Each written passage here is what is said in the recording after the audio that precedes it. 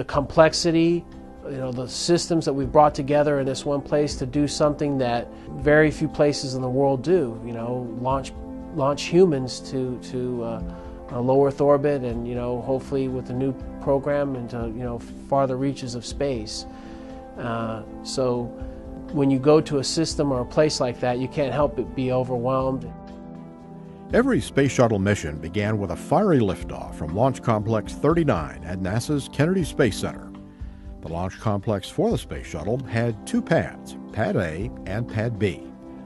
If the launch pads demonstrated anything, it's that complex is the right word for the two pad areas that handled the shuttles for about a month before they made their trips into space. Outfitted with everything a spacecraft and its crew would need to take the final leap into space, the pads handled fueling duties and crew support and held precision machinery for a range of payloads. Its graded floors and gray paint, along with armored boxes for instruments, telephones, and elevators, revealed a style more Spartan than space age.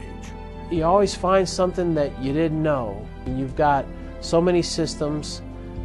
You've got system level experts and technicians that have been out there for so many years, dedicated, essentially, many of them, their entire careers out there. Even though, yeah, it's a lot of steel, a lot of wires and lights and tubing and that kind of stuff, it does interfaces to a flight vehicle, so you have those complex interfaces, and there's always something to learn. It may look kind of Spartan, but yeah, it's got its hidden treasures. The launch pad and all its fittings were built to withstand the brute force of a launch, which would rattle the pad with intense fire, corrosive exhaust, and thunderous sound waves. Tested, let's put it that way. There's a tremendous amount of force that gets placed, and liftoff on the structure, on the mobile launch platform, the MLP, heat, acoustics. Each pad featured a shallow slope concrete pyramid about 40 feet high with a flame trench carved through the middle to channel exhaust away during launch. Launch pads were first built for the Saturn V rockets of the Apollo program. Back then, the launch complex did not have any permanent service towers because the support structure was on a mobile launch platform and traveled with the rocket to the pad. It's an element of the history, to think back and to stand in places where people were launched to the moon. That has a real place for me. For Shuttle, a pair of support structures called a fixed service structure, or FSS, and a rotating service structure, or RSS, were built at the pad and would remain there for all 30 years of flights. Both structures carried wiring and other infrastructure needed to support and protect the space shuttle for weeks at a time. A shuttle stack, meaning an orbiter attached to an external fuel tank and a pair of solid rocket boosters, would move to the launch pad about a month before liftoff. The shuttle was connected to networks of data cables, water lines, and the fueling system. Unless you were out there when the workers and technicians and engineers were out there, it's hard to capture the elements of these people working together as a team, doing complex tasks, complex jobs, with a vehicle there that's just loaded with solid propellant. It could be dangerous as heck, it really is. And they did it routinely and made it safe. There's also a bathroom, complete with stainless steel fixtures instead of brittle porcelain. When we do give give some tours up there, or groups come up there, I always point out that that's the last toilet on Earth. Before launch day, the RSS covered most of the shuttle and provided a clean room that safely moved space probes, space station modules, and even NASA's Hubble Space Telescope into the shuttle's cargo bay without contaminating them. Other parts of the launch pad gave workers access to most areas of the shuttle stack, which stood up to 184 feet above the surface of the mobile launcher platform. The launch pad was woven throughout with propellant lines, wiring, and machinery. There's so many complex things out there that could literally kill you, if you did something wrong, or not just yourself, it could be, devastating. And we do it safely, routinely, day in and day out. That's testament to the workforce and to to what this nation built from the Apollo era, you know, learning through hard lessons.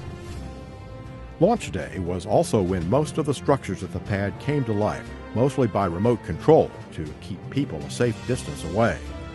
The huge white spheres on either side of the shuttle will pump supercold liquid hydrogen and liquid oxygen into the shuttle's external tank. Each propellant had to flow through long lines from the spheres about a half-mile from the shuttle. As you get closer to launch, you know, things just kind of step up, and you can feel it, just pure excitement, you know, really, as you're getting closer. The last people at the pad on launch day were the astronauts. They headed into the White Room, a kind of cramped locker room, before boarding the shuttle. With 2.5 minutes to go, the gaseous oxygen vent arm and its white beanie cap retracted from the top of the external tank, clearing the way for the launch. About 16 seconds before launch, some 300,000 gallons of water poured onto the launch pad. Though it might seem to be done to protect against the blazing fire, the water was actually for sound suppression to dampen the vibrations produced by 7 million pounds of thrust.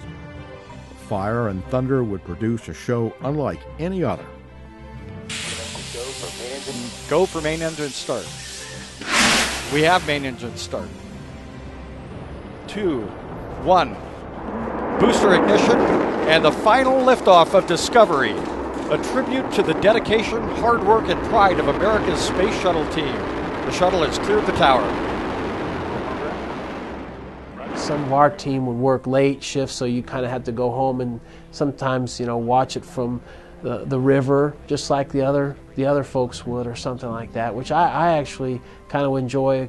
You know, if I couldn't make it into center in time, you know, just kind of being out there with the general public and everything like that. Just sit back and watch the kids and people enjoy a beautiful launch. You know, it was part of my joy, I guess.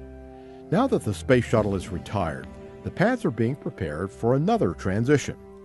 The structures that marked the space shuttle era have been removed from Launch Pad 39B, so it can handle several different types of launchers that are expected to make up the next generation of space exploration. Pad 39A, the starting point for some of NASA's most famous flights, including Apollo 11 and the first and last shuttle flights, will look as it did during the shuttle years for the near term, echoing the thundering success of the space shuttle program.